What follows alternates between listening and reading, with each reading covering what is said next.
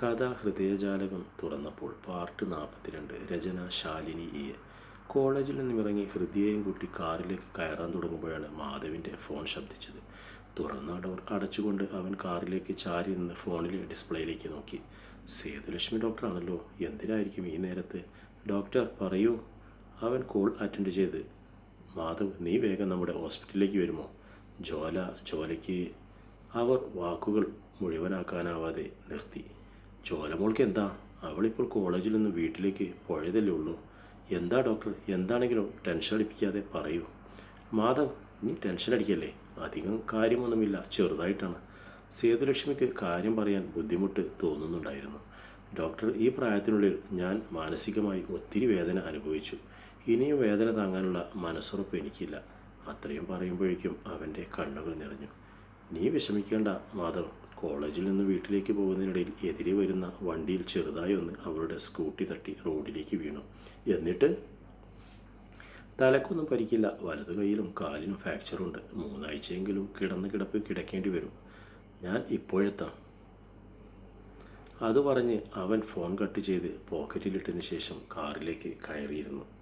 ഹോസ്പിറ്റലിലേക്ക് പോയിക്കൊണ്ടിരിക്കുമ്പോഴാണ് അവൻ ജോലയ്ക്ക് അപകടം പറ്റിയത് ഹൃദയോട് പറയുന്നത്. അതോടെ അവൾക്കും ടെൻഷനായി. വല്യേട്ടാ, കുഴപ്പമൊന്നുമില്ലല്ലോ. അവർ നമ്മളെ സമാധാനിപ്പിക്കാൻ വേണ്ടി പറഞ്ഞതല്ലല്ലോ. നമ്മളിൽ ആർക്കെങ്കിലും ഇനി എന്തെങ്കിലും സംഭവിച്ചാൽ നമുക്കെല്ലാവർക്കും കൂടി അങ്ങ് മരിക്കാൻ വല്യേട്ടാ. വേദനകൾ ഇനിയും സഹിക്കാൻ വയ്യ. അവൻ അവളെ ആർദ്രയോടെ നോക്കി. അവളെ കുറ്റം പറഞ്ഞിട്ട് കാര്യമില്ല. ആകാശിൻ്റെ മരണവാർത്ത അറിഞ്ഞ സമയങ്ങൾ ഒരു ഭ്രാന്തിയെ പോലെയായിരുന്നു ഹൃദയ. അന്ന് അനുഭവിച്ച വേദനകളുടെ ആയം മനസ്സിലുള്ളതിനാൽ ഇനിയൊരു വേദന അവൾക്ക് താങ്ങാൻ കഴിയില്ല. അവൾക്കെന്നല്ല, തനിക്കും കഴിയില്ല. മാധവ് കൈനീട്ടി അവളുടെ മുടിയിൽ നിന്ന് തലോടി. ചോലമുൾക്കൊന്നും സംഭവിക്കില്ലടി. അങ്ങനെ എന്തെങ്കിലും സംഭവിക്കാനായിരുന്നെങ്കിൽ ദൈവം നമുക്ക് അവളെ വീണ്ടും കാണിച്ചു തരുമായിരുന്നു. നമ്മളെല്ലാവരും സന്തോഷമായി ജീവിക്കുന്ന ഒരു ദിവസം വരുമോളെ. ഹോസ്പിറ്റലിൻ്റെ പാർക്കിംഗ് ഏരിയയിൽ കാർ നിർത്തിയതിന് ശേഷം മാധവ് ഹൃദയം കൊണ്ട് ഹോസ്പിറ്റലിനുള്ളിലേക്ക് കയറി ചെന്നു. ICUവിനുള്ളിലാണ്. നാളെ റൂമിലേക്ക് മാറ്റും. ഹോസ്പിറ്റലിൽ കിടക്കേണ്ടത് കുഴപ്പങ്ങളൊന്നുമില്ല മാധവ്. എല്ല് പൊട്ടിയിട്ടുള്ളതിനാൽ പ്ലാസ്റ്റർ ഇട്ടിട്ടുണ്ട്. ഓപ്പറേഷൻ എങ്ങാനും ചെയ്യേണ്ടി വന്നിട്ടുണ്ടെങ്കിൽ അഡ്മിറ്റിൻ്റെ ആവശ്യമുള്ളൂ. അവളെ നോക്കിയ ഡോക്ടർ 2 ദിവസം ഇവിടെ കിടക്കണമെന്ന് പറയുമ്പോൾ നമ്മളായി എതിര് പറയണ്ടല്ലോ എന്ന് കരുതിയിട്ടാ. ICUവിൻ്റെ മുന്നിലേക്ക് നടക്കുമ്പോൾ ഡോക്ടർ സേതുലക്ഷ്മി പറഞ്ഞുകൊണ്ടിരുന്നു. സത്യനാഥനും സുനന്ദയും ICUവിന് മുന്നിൽ കരഞ്ഞുകൊണ്ടിരിക്കുന്നുണ്ട്. മാധവ് വേഗം അവർക്കരികിലേക്ക് ചെന്നു. മോനെ, അവളോട് ഞങ്ങൾ എത്ര തവണ ശ്രദ്ധിച്ചു വണ്ടി ഓടിക്കണമെന്ന്. വിഷമിക്കേണ്ട, ഞാനൊന്നും അവളെ കണ്ടിട്ട് വരട്ടെ. അങ്ങനെ പറഞ്ഞുകൊണ്ട് ഹൃദയെ അവർക്കരികിൽ നിർത്തി അവൻ സേതുലക്ഷ്മിയുടെ കൂടെ ICUവിനുള്ളിലേക്ക് പോയി. ബെഡിൽ കണ്ണുകൾ അടച്ച് കിടക്കുകയാണ് ജോല. നെറ്റിയിലൊരു വെച്ചുകെട്ടുണ്ട്. വലത് കൈയും വലത് കാലും പ്ലാസ്റ്റർ ഇട്ടിട്ടുണ്ട്. നെറ്റിയുടെ മുറിവിൻ്റെ ആണെന്ന് തോന്നുന്നു. ഇടത് കൺപോളകൾ നീര് വെച്ച് വീർത്തിട്ടുണ്ട്. മോളെ.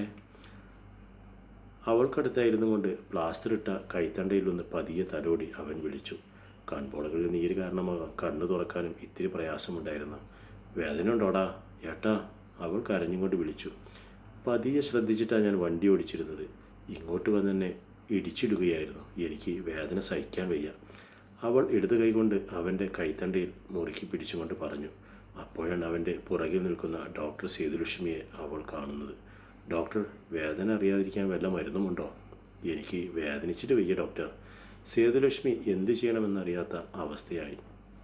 അവൾ നിസ്സഹായതയോടെ അവളെ നോക്കി. അവളുടെ കണ്ണുകളിൽ നിന്നും ഒഴുകുന്ന കണ്ണുനീർ തുടച്ചുകൊണ്ട് മാധവ് അവളുടെ നെറ്റിയിലേക്ക് ചുണ്ടുകൾ ചേർത്തു. കരയല്ലേ, എത്ര മരുന്ന് കഴിച്ചിട്ടും കാര്യമില്ല മോളെ. ഇന്നത്തെ ഒരു ദിവസം ഏട്ടൻ്റെ കുട്ടി വേദന സഹിച്ചേ തീരൂ. നാളെ റൂമിലേക്ക് മാറ്റുമ്പോഴേക്കും വേദന കുറഞ്ഞിരിക്കും. അവനവളെ സാന്ത്വനിപ്പിക്കാനെന്നോണം പറഞ്ഞു. മാധവ്, ഞാൻ കൂടെ ഉള്ളത് കൊണ്ടാണ് ഇവർ പുറത്തു പോകാൻ പറയാത്തത്. നമ്മൾ ഇവിടെ നിന്നാൽ മറ്റുള്ള രോഗികൾക്കും അത് ബുദ്ധിമുട്ടായിരിക്കും. പുറത്തു പോകാം. കുറച്ച് വേദന ഉണ്ടെന്നല്ലാതെ ജോലയ്ക്ക് പ്രത്യേകിച്ച് കുഴപ്പമൊന്നുമില്ല. സേതുലക്ഷ്മി അത് പറഞ്ഞതും മാധവ് ബെഡിൽ നിന്നും എഴുന്നേറ്റു. പേടിക്കേണ്ട, ഏട്ടൻ പുറത്തിട്ടുട്ടാ. ജോല പതിയെ തലയാട്ടി. മിഴിയിണകൾ തുടച്ചുകൊണ്ട് ഡോക്ടർക്ക് പിന്നിൽ നടന്നു നീങ്ങുന്ന സാർ ശരിക്കും തൻ്റെ ഏട്ടനായിരുന്നെങ്കിൽ എന്ന് അവൾ ആ നിമിഷം ആത്മാർത്ഥമായി ആഗ്രഹിച്ചു. കരയാൻ മാത്രമൊന്നുമില്ല. ദൈവത്തിൻ്റെ കരുണ കൊണ്ട് ഇത്രയേ സംഭവിച്ചിട്ടുള്ളൂ എന്ന് കരുതുക. ശരീരത്ത് മുറിവുണ്ടായതല്ലേ, വേദന ഇല്ലാതിരിക്കില്ലല്ലോ. ഇന്നത്തെ ഒരു ദിവസം കഴിഞ്ഞാൽ വേദന കുറയും. സത്യനാഥിനെയും സുനന്ദയെയും സമാധാനിപ്പിച്ചുകൊണ്ട് മാധവ് പറഞ്ഞു. സത്യനാഥിന് മാധവിൻ്റെ സാന്നിധ്യം ഒത്തിരി ആശ്വാസം പകരുന്നുണ്ടായിരുന്നു. സേതുലക്ഷ്മി അവരോട് യാത്ര പറഞ്ഞുകൊണ്ട് തിരിച്ചുപോയി. ഹൃദ്യ സുനന്ദയ്ക്കരികിൽ ചെന്നിരുന്നു. മാധവ് ഒരു റൂം ബുക്ക് ചെയ്തതിന് ശേഷം കഴിക്കാൻ വാങ്ങിക്കൊടുത്തത് കൊണ്ട് അവരെ 3 പേരെയും ആ റൂമിലേക്കാക്കി. നിങ്ങൾ 2 പേരും വിശന്നിരിക്കേണ്ട, കിടന്നു, ജ്വാലമോൾക്കില്ല. എല്ലാവരും ഇവിടെ കിടന്നൊന്ന് വിശ്രമിക്ക്. ഞാൻ ICUവിൻ്റെ മുന്നിൽ പോയിരിക്കാം. വല്ല ആവശ്യത്തിനും വിളിച്ചാൽ കേൾക്കില്ലല്ലോ. അങ്ങനെ പറഞ്ഞുകൊണ്ട് അവൻ ICUവിൻ്റെ നേർക്ക് പോയി. അവിടെ വെയിറ്റിംഗ് സീറ്റിൽ ഇരിക്കുമ്പോഴാണ് മാധവിന് കാളിദാസിൻ്റെ ഓർമ്മ വന്നത്. അവനെ ഒന്ന് വിളിച്ചു പറഞ്ഞില്ലല്ലോ എന്ന് ചിന്തിച്ചുകൊണ്ട് അവൻ പാൻറ്റിൻ്റെ പോക്കറ്റിൽ നിന്ന് ഫോൺ എടുത്തു. കോൾ ലിസ്റ്റ് എടുത്തപ്പോഴാണ് അവൻ്റെ 2-3 മിസ് കോളുകൾ ഇങ്ങോട്ട് വന്നതായി മാധവ് കാണുന്നത്. ഇനി വിവരമറിഞ്ഞിട്ടെങ്ങാൻ വിളിച്ചതാവുമോ? എന്നാൽ ടൈം നോക്കിയപ്പോൾ 3:30 കഴിഞ്ഞതേ ഉള്ളൂ. താൻ ക്ലാസ് എടുക്കുന്ന നേരത്തായിരിക്കും കാളിദാസ് വിളിച്ചത്. തിരിച്ചു വന്നപ്പോൾ ഫോൺ എടുത്ത് നോക്കിയതുമില്ല. അവൻ കാളിദാസിൻ്റെ ഫോണിലേക്ക് തിരിച്ചു വിളിച്ചു. കുറച്ചു നേരം മുട്ടി നിന്നും കൊണ്ട് കോൾ കട്ടായി. റേഞ്ചിൻ്റെ പ്രോബ്ലം ആണെന്ന് മനസ്സിലാക്കിയ മാധവ് പിന്നെയും വിളിച്ചുകൊണ്ടിരുന്നു. 2-3 പ്രാവശ്യം ഇതേ രീതിയിൽ തുടർന്ന് ഫോൺ റിങ് ചെയ്യുന്ന ശബ്ദം കേട്ടു. നീ എവിടെയായിരുന്നടാ കോപ്പേ? ഒരു അത്യാവശ്യ നേരത്ത് വിളിച്ചാൽ ഫോൺ എടുക്കില്ല. അപ്പുറത്ത് കാളെടുത്തതും കാളിദാസിൻ്റെ ദേഷ്യത്തോടെയുള്ള സ്വരം കേട്ടു. ഞാൻ ക്ലാസ്സിലുള്ളപ്പോഴായിരിക്കും നീ വിളിച്ചത്. അതുകൊണ്ടാണ് ഞാൻ കോൾ കാണാതിരുന്നത്. നീ എന്തിനാ വിളിച്ചത്? നീ ഇപ്പോൾ എവിടെയാണ്? ചോദിച്ചതിനുള്ള മറുപടി പറയാതെ ഒരു മറുചോദ്യമാണ് കാളിദാസ് ചോദിച്ചത്. ഞാൻ ഹോസ്പിറ്റലിൽ. ഹോസ്പിറ്റലിലോ? എന്താ ഹോസ്പിറ്റലിൽ? അത് ജോലമോൾക്കൊരു ആക്സിഡൻറ്റ്. പെട്ടെന്ന് കാളിദാസിൻ്റെ കാൽ ബ്രേക്കിൽ അമർന്നു. വല്ലാത്തൊരു ശബ്ദത്തോടെ കാർ നിന്നതും കണ്ണടച്ചിരുന്ന ബാലു പെട്ടെന്ന് മുൻപോട്ട് ആഞ്ഞുപോയി. പറഞ്ഞിട്ട് ബ്രേക്ക് ചവിട്ടിക്കൂടെ? മനുഷ്യരെ കൊണ്ടുപോയി കൊല്ലുമോ നീ? എന്താണ് സംഭവിച്ചത്? ബാലുവിൻ്റെ നേർക്ക് രൂക്ഷമായി നോക്കിക്കൊണ്ട് അവൻ മാധവിനോട് ചോദിച്ചു. മാധവ് നടന്ന കാര്യങ്ങളെല്ലാം വിശദമായി തന്നെ പറഞ്ഞു. സൂരജും അവൻ്റെ അച്ഛനും പണി തുടങ്ങിക്കഴിഞ്ഞു. 4 ദിവസം റേഞ്ചില്ലാതെ പാലക്കാട് ചെന്ന് പെട്ടതാണ് ഈ പ്രശ്നങ്ങൾക്കെല്ലാം കാരണം. അല്ലെങ്കിൽ ഇതിനോടകം തന്നെ സൂരജ് വിവരമറിഞ്ഞനെ. എൻ്റെ പെണ്ണിനെ കൊല്ലാൻ ശ്രമിച്ചത് ആര് തന്നെ ആയാലും അവൾക്ക് കാളിദാസൻ്റെ മുന്നിൽ മാപ്പില്ല. അവൻ സ്റ്റിയറിംഗ് വീലിലേക്ക് തല ചായ്ച്ചു കിടന്നു. കാളി, എന്താ കാര്യം? ആർക്കെങ്കിലും ആപത്തുണ്ടോ? ജോലയുടെ സ്കൂട്ടി ആക്സിഡൻ്റായി. എന്നിട്ട് അവൾക്ക് എന്തെങ്കിലും? വലത് കൈയും വലത് കാലും എല്ലുപൊട്ടി പ്ലാസ്റ്റർ ഇട്ടിട്ടുണ്ട്. അപ്പോൾ അവന്മാർ പണി തുടങ്ങിയല്ലേ? കാളി അതിന് മറുപടിയൊന്നും പറഞ്ഞില്ല. വിട്ടുകൊടുക്കരുത് കാളി, തിരിച്ചടിക്കണം നമുക്ക് മുന്നിൽ സമയമില്ല ബാലു. ഇപ്പോഴത്തെ കിടപ്പിൽ നിന്നും അവൾ എഴുന്നേറ്റ് കോളേജിൽ പോകുന്നതുവരെ മാത്രമേ നമുക്ക് സമയമുള്ളൂ. ആ സമയം കൊണ്ട് അവർ അവളുടെ അവയവങ്ങൾ ആവശ്യമുള്ളവരുടെ കണ്ടെത്തി കഴിഞ്ഞിരിക്കും. ഇനിയത്തെ ആക്സിഡൻറ്റ് അവരവളെ കൊല്ലും ബാലു. ആക്സിഡൻറ്റ് പറ്റി നമ്മുടെ ഹോസ്പിറ്റലിൽ എത്തിക്കഴിഞ്ഞാൽ ഉടനെ ICUവിനുള്ളിലേക്ക് അവർ അവളെ കയറ്റും. അടുത്ത 12 മണിക്കൂറിനുള്ളിൽ മരണം സംഭവിക്കാനുള്ള കാര്യങ്ങൾ അവർ അവിടെ വെച്ച് തന്നെ പ്രവർത്തികമാക്കും.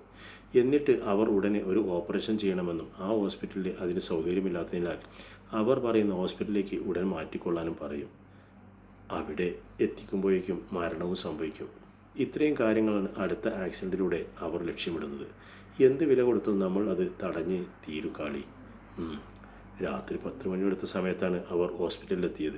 ICUവിന് മുന്നിൽ ആ സമയം മാധവ് മാത്രമേ ഉണ്ടായിരുന്നുള്ളൂ. ഡോക്ടറുടെ സമ്മതത്തോടെ കാളിദാസ് അകത്തേക്ക് കടന്ന് ജോലയെ കണ്ടു.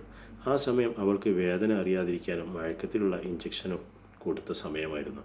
കുറച്ചു നേരം അവൾക്കടുത്തിരുന്നു കൊണ്ടവൻ അവളുടെ കൈത്തണ്ടയിലും മുടിയിലും തലോടി. വാടിയ തണ്ടുപോലെയുള്ള അവളുടെ കിടപ്പ് അവൻ്റെ ഉള്ളിൽ വേദന നിറച്ചു. അന്ന് മാധവിൻ്റെ കൂടെ ഹോസ്പിറ്റലിൽ നിൽക്കാൻ കാളിദാസ് തീരുമാനിച്ചു. എന്നാൽ മാധവ് അതിനനുവദിച്ചില്ല. ഇന്ന് വീട്ടിൽ പോയി റെസ്റ്റ് എടുത്തിട്ട് നാളെ രാവിലെ വന്നാൽ മതിയെന്ന് പറഞ്ഞ് അവൻ കാളിയെ ബാലുവിനോടൊപ്പം പറഞ്ഞു വിട്ടു. അന്നത്തെ രാത്രി കാളിദാസിന് ഉറക്കമില്ലാതിരുന്നു. പിറ്റേന്ന് അവൻ ഹോസ്പിറ്റലിൽ എത്തുമ്പോഴേക്കും ജോലിയുടെ റൂമിലേക്ക് മാറ്റിയിരുന്നു. എന്നാൽ റൂമിലേക്ക് കടക്കണോ ജോലിയെ കാണാനോ സത്യനാഥൻ അവനെ അനുവദിച്ചില്ല. ഇനിമേലിൽ നീ എൻ്റെ മകളെ കാണരുത്. ഏത് തരത്തിലുള്ള ബന്ധമായാലും ഇവിടെ അവസാനിപ്പിച്ചു കൊള്ളണം. നിങ്ങളുമായി ഇനി ഒരു തരത്തിലുള്ള റിലേഷനും ഞങ്ങൾക്കില്ല. ഇത് ഞങ്ങളുടെ ഹോസ്പിറ്റലായിരിക്കാം. ഏതൊരു രോഗികളെയും പോലെ ഞങ്ങളും ഇവിടെ നിന്നിറങ്ങിപ്പോൾ ബില്ല് പൂർണ്ണമായും അടച്ചിട്ടേ പോകും. ഒരച്ഛൻ്റെ അപേക്ഷയാണ്. കാണണം. എൻ്റെ കുഞ്ഞിനെ വിഷമിപ്പിക്കരുത് പ്ലീസ്. സത്യനാഥൻ താഴ്മയോടെ അപേക്ഷിക്കുന്ന പോലെ കൈകൂപ്പിയപ്പോൾ കാളിദാസ് തിരിഞ്ഞു നടന്നു. സർവ്വതും തട്ടിത്തെറിപ്പിക്കാനുള്ള ദേഷ്യമുണ്ടായിരുന്നു അവൻ്റെ മനസ്സിൽ. അന്നേരം സംഹാരതാണ്ഡവമാണെന്ന സാക്ഷാൽ കൈലാസനാഥൻ്റെ ഉഗ്രകോപം. 4 ദിവസം ഹോസ്പിറ്റലിൽ കിടന്ന ശേഷമാണ് ജ്വാലയെ ഡിസ്ചാർജ് ചെയ്തത്. ആ 4 ദിവസവും മാധവും ഹൃദയവും ഹോസ്പിറ്റലിൽ തന്നെ ഉണ്ടായിരുന്നു. സൂരജ് വെറുതെ പോലും ആ വഴി വന്നില്ല. 4 ദിവസം കൊണ്ട് മാധവും ഹൃദയവും സത്യനാഥനും സുനന്ദയ്ക്ക് വളരെ പ്രിയപ്പെട്ടവരായി മാറി. വളരെ പെട്ടെന്നാണ് അവർ സച്ചിനും നന്ദമ്മയും ആയി മാറിയത്. അവരെ വീട്ടിൽ കൊണ്ടാക്കിയതിന് ശേഷമാണ് മാധവും ഹൃദയവും തിരിച്ചുപോയത്. രാത്രി 11 മണി കഴിഞ്ഞപ്പോൾ കാളിദാസ് എങ്ങോട്ടോ യാത്ര പോവുകയാണെന്ന് കണ്ടതും ബാലുവിന് സംശയമായി. സത്യം പറ, എന്നെ കൂട്ടാതെ നീ എങ്ങോട്ടാണ് പോകുന്നത്? ഞാൻ സമ്മതിക്കില്ല. നീ എവിടെ പോയാലും കൂടെ ഞാനുണ്ടാകും. ആഹാ, എൻ്റെ കല്യാണം കഴിഞ്ഞ് ഞാൻ ഭാര്യ വീട്ടിൽ പോകുമ്പോൾ നീ എൻ്റെ കൂടെ കാണുമോ? പുഞ്ചിരിച്ചുകൊണ്ടാണ് കാളി ചോദിച്ചത്. അതിനർത്ഥം നീ ഭാര്യ വീട്ടിലേക്കാണ് പോകുന്നത് എന്നല്ലേ? ഞാനെങ്ങനെ പറഞ്ഞോ? നീ പറയാതെ പറഞ്ഞല്ലോ. അതിൽ നിന്നും എനിക്ക് ഊഹിക്കാം. ഭാര്യ വീട്ടിൽ പോകണമെങ്കിൽ എനിക്കൊരു ഭാര്യ ഉണ്ടായിരിക്കണമല്ലോ. അപ്പോൾ എൻ്റെ കല്യാണം കഴിഞ്ഞോ? നീ എന്നെ വല്ലാതെ ഊതല്ലേ? ബാലുവിന് ദേഷ്യം വന്നു. നീ എങ്ങനെ ചാടി മറിഞ്ഞാലും ഇന്നെൻ്റെ കൂടെ കൊണ്ടുപോകുന്ന പ്രശ്നമില്ല. ഒരു കാര്യം ചെയ്യ്, ഞാൻ പുറത്തിറങ്ങിയതിന് ശേഷം നീ വാതിൽ പൂട്ടിക്കാം. ഞാൻ തിരിച്ചു വന്നതിന് ശേഷം വിളിക്കാം. അന്നേരം വാതിൽ തുറന്നാൽ മതി. അത് പറഞ്ഞുകൊണ്ട് അവൻ സ്റ്റെപ്പിറങ്ങി താഴോട്ട് പോയി. ഇത് എവിടെ ചെന്ന് അവസാനിക്കുമോ എന്തോ? അത് പറഞ്ഞുകൊണ്ട് ബാലു അവന് പിന്നാലെ പോയി. കാർ എടുക്കാതെ ബുള്ളറ്റ് എടുത്താണ് കാളി പോയത്. പോകുന്ന വഴിയെ ഒരു പുഴയ്ക്കടുത്ത് ബുള്ളറ്റ് ഒതുക്കി വെച്ചു. അതിനുശേഷം അവൻ ജ്വാലയുടെ വീട്ടിലേക്ക് നടന്നു. മതിൽ ചാടിക്കടന്ന് സൺസൈഡിലുള്ള ചാടി കയറി അവൻ ബാൽക്കണിയിലേക്ക് കയറി. അതിനുശേഷം ബാൽക്കണിയുടെ വാതിൽ കയ്യിൽ കരുതിയ ചെറിയ കമ്പി ഉപയോഗിച്ച് അവൻ നിഷ്പ്രയാസം തുറന്നു. കാലിന് വയ്യാത്തവളെ എന്തായാലും മുകളിൽ റൂമിൽ കിടത്തില്ലെന്ന് അവൻ അറിയാമായിരുന്നു. അതുകൊണ്ട് തന്നെ അവൻ ശബ്ദമുണ്ടാക്കാതെ താഴോട്ടുള്ള പടികൾ ഇറങ്ങി. താഴെ 2 റൂമുകൾ ആണ് ഉണ്ടായിരുന്നത്. വലതുവശത്തുള്ള റൂം പൂർണ്ണമായും അടച്ച നിലയിലായിരുന്നു. എന്നാൽ ഇടതുവശത്തുള്ള റൂമിൻ്റെ വാതിൽ ചാരിയിട്ടേ ഉള്ളൂ എന്ന് അവൻ മനസ്സിലാക്കി. ആ റൂമിൽ തന്നെയായിരിക്കും ജ്വാല കിടക്കുന്നതെന്ന് ഉറപ്പിച്ചുകൊണ്ട് അവൻ അടഞ്ഞു കിടക്കുന്ന വാതിൽ പതിയെ തുറന്നു.